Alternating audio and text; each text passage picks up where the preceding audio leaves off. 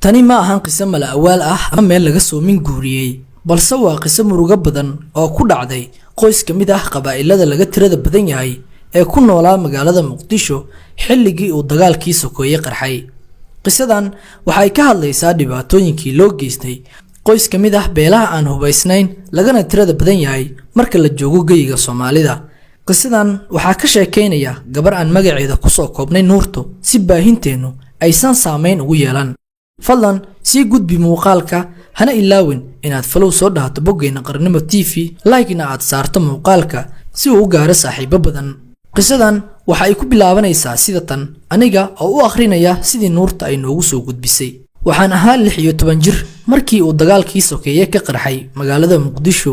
waxaan ahaa gabar maqbiye ah oo gurigeeda aan ka soo bixi jirin ilaa markii aan jiray 7 sano. waxaan ka koobnayn 6 carruur ah oo ila dhalatay hooyo iyo aabe. reerku waa uu ladnaa, waxa aan lahaa jirnay dhowr dukaan oo ku yaala inta u dhaxaysa Ceelgaabta iyo Baar Nooba Jante ee agagaarka Masjidka Marwaas. markii ay dagaaladii dhaceen oo dhibaato badan loo geysanayay dadka aan beelahoodu hubaysnayn, waxay qoyskeeda ka mid noqdeen qoysaskii dhibaatooyinkii ugu ballaarnaa loo geystay, hadiimadiina nasiibka u yeeshay. xilli galab ah ayaa waxaa gurigeenna oo ahaa 3 dabaq kuna yaala agagaarka koodka waxaa inoogu soo galay koox maleeshiyaad ah oo ka kooban ilaa iyo 10 qofood. waxay iridda bannaanka ka soo bilaabeen inay xabado guriga ku soo ridaan, dhinacyadana waxay u ridayeen xabado kale. ilaahowna badbaadi. waxaana soo wajahday cabsitii ugu darnayd, waxa aana galnay walwalkii ugu weynaa adduunka. maleeshiyaadkii 5 ka mid ah ayaa markiiba guriga horay u soo galay, 5tii kalena bannaanka ayay ku sugayeen si ay difaac ugu sameeyaan kuwa guriga soo galay. ugu horreyn waxa ay baas ku fureen walaalkay oo ahaa da'da kaliya oo iga weyn, curadkii aabbahay, balse aysan hooyaday dhalin. si xun ayay u dhaawaceen, isaga oo dhiig baxaya ayuu kushiinka agtiisa ku rafanayay. kadibna hooyaday ayaa naxdin dhulka kula dhacday, waana isku dhex yaacday. waxa ay sheegayso iyo wax kale ayay ku wareertay. kooxdii waxay qoribaadkiisa ku garaaceen aabe, waxa ayna weydiiyeen in uu sheego meesha lacagta kaydka ah iyo dahabka ay ugu jiraan qoyska.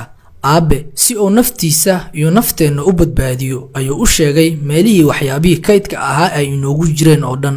walow ay tuugadaasi arxan ka darnaa ay aabbahay ka qaateen dhammaan furayaashii, kadibna gurigii oo dhan ayay fagteen. waxa ayna dhaceen in ka badan 60,000 oo kaash ah iyo dahab iskugu jira. haddana kuma aysan qancin oo waxa ay aabbahay ku cadaadiyeen in uu sheego lacagta iyo dahabka kale.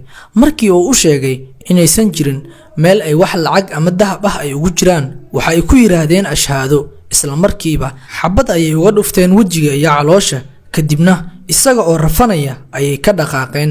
anigina qaarkood ayaa hore ii kaxeeyay, qaarkii kale oo horay hooyaday ayay meesha ku kufsadeen, iyada oo rafaadsan ayayna ka soo tageen. anigii inta indhaha garbasaar ay iga saareen ayay wateen, waxaana la isaaray gaarigii ay tuugadu saarnaayeen oo hoos yaalay. waxa ayna ii sheegeen in haddii aan hadlo madaxa ay ugu dhufan doonaan.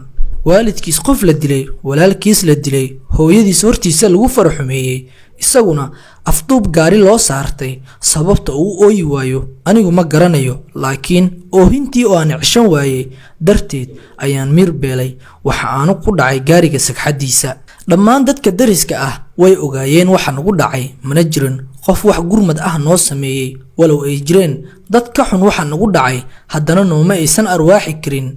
ilaah baa arxan ku filan. aniga sidii la ii sii waday waxaa la ii geeyey guri weyn oo meel walba ay ka fadhiyaan koox mooryaan ah oo qoryo ku raran. waxaa la ii sheegay in saacadan laga bilaabo aan afduubanahay. xitaa ma fahmi karin waxa loola jeedo afduub, waayo af Soomaaliga dhib ayuu igu ahaa. markii gurigii la keenay waxaa bilaabatay shuxshuux iyo in faraha la igu soo taagtaago. qaar ka mid ah ayaa bilaabay inay dhahaan caawa gaal ayaa god iigu jire, garoonka la ii keeno.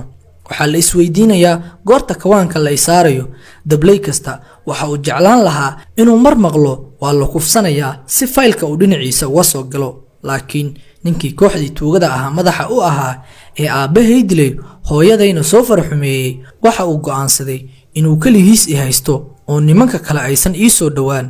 habeenkii ugu horreysay ee aan ka walwalsanaa sida xaaladdu noqonayso iyo waxa ay reerkayga ku sugan yihiin maydkii aabbahay meesha lagu aasay walaalkay inuu dhintay iyo in kale hooyaday waxa gaaray ayaa anigii waxa aan wajahay dhibaato balse waan isdiyaariyey oo waxa aan niyeystay inaan wajihi doono kufsi iyo dil ninkii madaxa tuugada ahaa la soco qaybta labaad ee sheekadeenay murugada u saaxiibka ahayd halkani waa Qaranimo TV waxaan ka codsanayaa haddii ay tahay markii koowaad ee aad soo booqato boggeena inaad like gareyso muuqaalka si share gareyso followna aad soo dhahto boggeena si uu u gaaro saaxiibo badan muuqaalkan